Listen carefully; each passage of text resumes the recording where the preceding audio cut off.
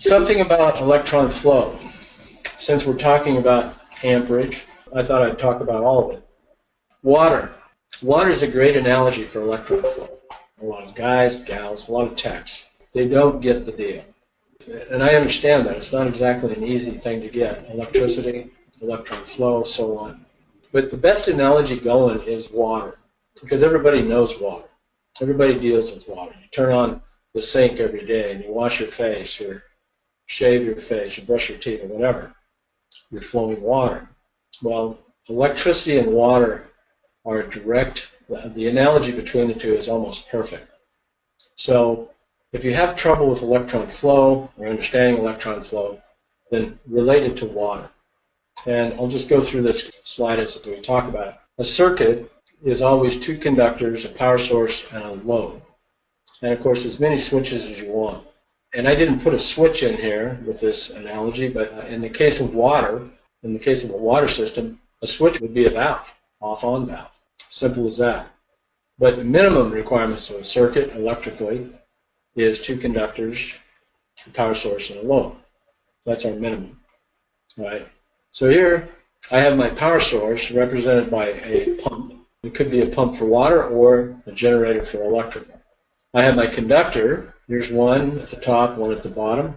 Conductor could be, in the water analogy, the conductor is the pipe, the water pipe.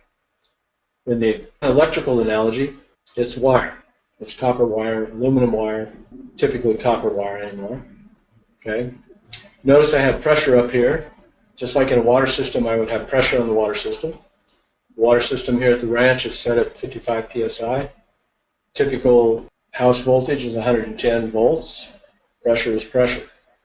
The pressure, as you know, it doesn't mean anything is happening. It just means you have pressure. So if you have the water faucet off, you're measuring 55 pounds pressure here at the ranch, or if you have the light switch off, you can still have that 110 volt pressure in the circuit, but nothing's happening. You complete the circuit and apply that flow of electrons or water to a restriction, stupid water wheel here, or to a load like a light bulb or a motor. Okay. Electron flow is going through, comes out the other side, goes back down the other conductor.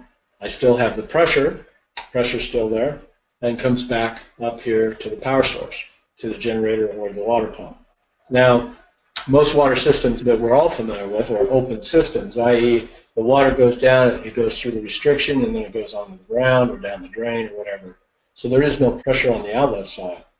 However, if you're in a sealed system, like a hydronic boiler or something like that, then you do have pressure on the outlet side. Pressure goes around and around. That's the best analogy I've ever seen for electricity. If you understand water flow and how it works, electrical flow is very much the same.